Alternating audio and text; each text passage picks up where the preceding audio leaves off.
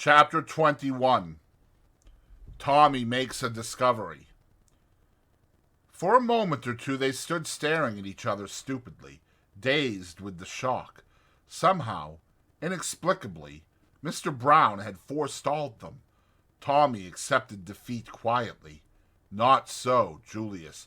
"How in tarnation did he get ahead of us? That's what beats me," he ended up. Tommy shook his head and said dully, "It accounts for the stitches being new. We might have guessed." "Never mind the darn stitches. How did he get ahead of us? We hustled all we knew. It's downright impossible for anyone to get here quicker than we did. And anyway, how did he know? Do you reckon there was a dictaphone in Jane's room? I guess there must have been." But Tommy's common sense pointed out objections. No one could have known beforehand that she was going to be in that house, much less that particular room. "That's so," admitted Julius. "Then one of the nurses was a crook and listened at the door. How's that?" "I don't see that it matters anyway," said Tommy warily. "He may have found out some months ago and removed the papers. Then, no, by Jove, that won't wash. They'd have been published at once. Sure thing they would. No, someone's got ahead of us today by an hour or so, but how they did it gets my goat." "I wish that chap, Peel Edgerton, had been with us," said Tommy thoughtfully. "Why?" Julius stared. "The mischief was done when we came." "Yes," Tommy hesitated. He could not explain his own feeling. The illogical idea that the K.C.'s presence would somehow have averted the catastrophe. He reverted to his former point of view. "It's no good arguing about how it was done. The game's up. We've failed. There's only one thing for me to do." "What's that?" "Get back to London as soon as possible. Mr. Carter must be warned.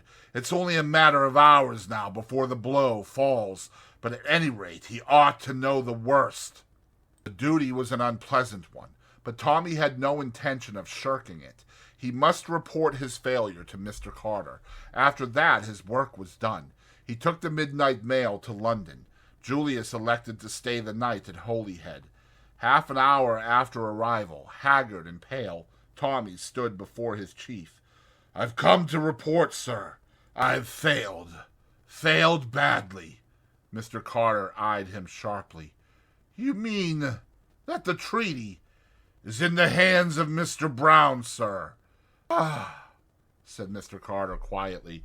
The expression on his face did not change, but Tommy caught the flicker of despair in his eyes. It convinced him as nothing else had done that the outlook was hopeless. "Well," said Mr. Carter after a minute or two, "we mustn't sag at the knees, I suppose. I'm glad to know definitely. We must do what we can." Through Tommy's mind flashed the assurance. "It's hopeless, and he knows it's hopeless." The other looked up at him. "Don't take it to heart, lad," he said kindly. "You did your best.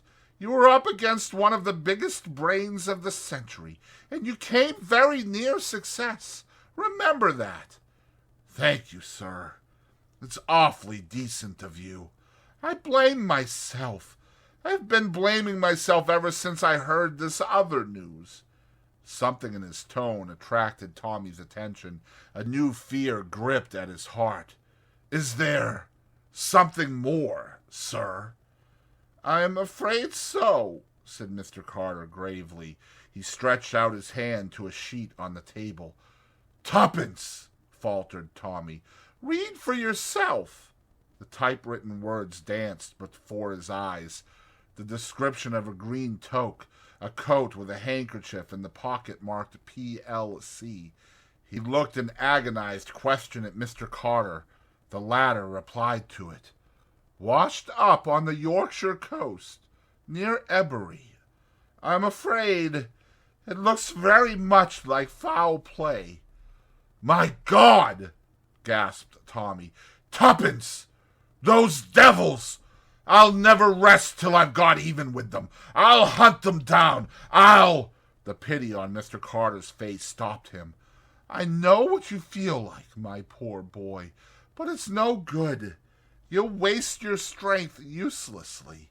It may sound harsh, but my advice to you is, cut your losses. Time's merciful. You'll forget.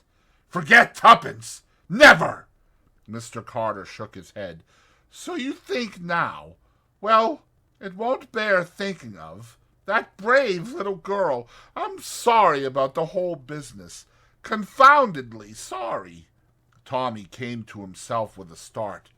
I'm taking up your time, sir, he said with an effort. There's no need for you to blame yourself. I dare say we were a couple of young fools to take on such a job. You warned us all right, but I wish to God I'd been the one to get it in the neck. Goodbye, sir. Back at the Ritz, Tommy packed up his few belongings mechanically, his thoughts far away. He was still bewildered by the introduction of tragedy into his cheerful, commonplace existence. What fun they had had together, he and tuppence. And now, oh, he couldn't believe it. It couldn't be true. Tuppence! Dead! Little tuppence, brimming over with life. It was a dream, a horrible dream, nothing more. They brought him a note, a few kind words of sympathy from Peel Edgerton, who had read the news in the paper. There had been a large headline, ex-VAD, feared drowned. The letter ended with the offer of a post on a ranch in the Argentine, where Sir James had considerable interests. Kind old beggar, muttered Tommy as he flung it aside. The door opened, and Julius burst in with his usual violence. He held an open newspaper in his hand. Say, what's all this? They seem to have got some fool idea about tuppence. It's true, said Tommy quietly. You mean they've done her in? Tommy nodded. I suppose when they got the treaty she wasn't any good to them any longer, and they were afraid to let her go. Well, I'm darned, said Julius. Little tuppence, she sure was the pluckiest little girl. But suddenly something seemed to crack in Tommy's brain. He rose to his feet. Oh, get out! You don't really care, damn you. You asked her to marry you in your rotten, cold-blooded way, but I loved her. I'd have given the soul out of my body to save her from harm. I'd have stood by without a word and let her marry you, because you could have given her the sort of time she ought to have had, and I was only a poor devil without a penny to bless himself with. But it wouldn't have been because I didn't care. See here, began Julius temperately. Oh, go to the devil. I can't stand your coming here and talking about little tuppence. Go and look after your cousin. Tuppence is my girl. I've always loved her from the time we played together as kids. We grew up and it was just the same. I shall never forget when I was in the hospital and she came in that ridiculous cap and apron. It was like a miracle to see the girl I loved turn up in a nurse's kit. But Julius interrupted him. A nurse's kit? Gee whiz! I must be going to Colney Hatch. I could swear I've seen Jane in a nurse's cap, too, and that's plumb impossible. No, by gum, I've got it. It was her I saw talking to Whittington at that nursing home in Bournemouth. She wasn't a patient there. She was a nurse. I dare say, said Tommy angrily. She's probably been in with them from the start. I shouldn't wonder if she stole those papers from Danvers to begin with. I'm darned if she did, shouted Julius. She's my cousin, and as patriotic a girl as ever stepped. I don't care a damn what she is. But get out of here, retorted Tommy, also at the top of his voice. The young men were on the point of coming to blows, but suddenly, with an almost magical abruptness, Julius's anger abated. All right, son, he said quietly. I'm going. I don't blame you any for what you've been saying. It's mighty lucky you did say it. I've been the most almighty, blithering, darned idiot that it's possible to imagine. Calm down. Tommy had made an impatient gesture. I'm going right away now, going to London and Northwestern Railway Depot, if you want to know. I don't care a damn where you're going, growled Tommy. As the door closed behind Julius, he returned to his suitcase. That's the lot, he murmured and rang the bell. "Take my luggage down." "Yes, sir. Going away, sir." "I'm going to the devil," said Tommy, regardless of the menial's feelings. That functionary, however, merely replied respectfully, "Yes, sir. Shall I call a taxi?" Tommy nodded. Where was he going?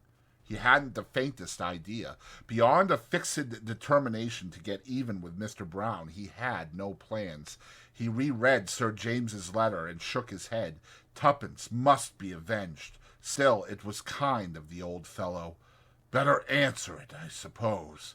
He went across to the writing table. With the usual perversity of bedroom stationery, there were innumerable envelopes and no paper. He rang. No one came. Tommy fumed at the delay. Then he remembered that there was a good supply in Julius's sitting room.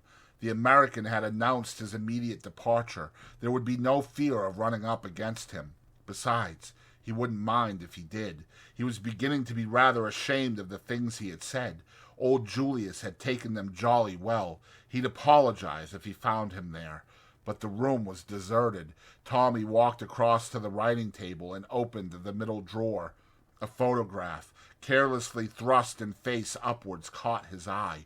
For a moment he stood rooted to the ground. Then he took it out, shut the drawer, walked slowly over to an armchair, and sat down, still staring at the photograph in his hand. What on earth was a photograph of the French girl Annette doing in Julius Hersheimer's writing table?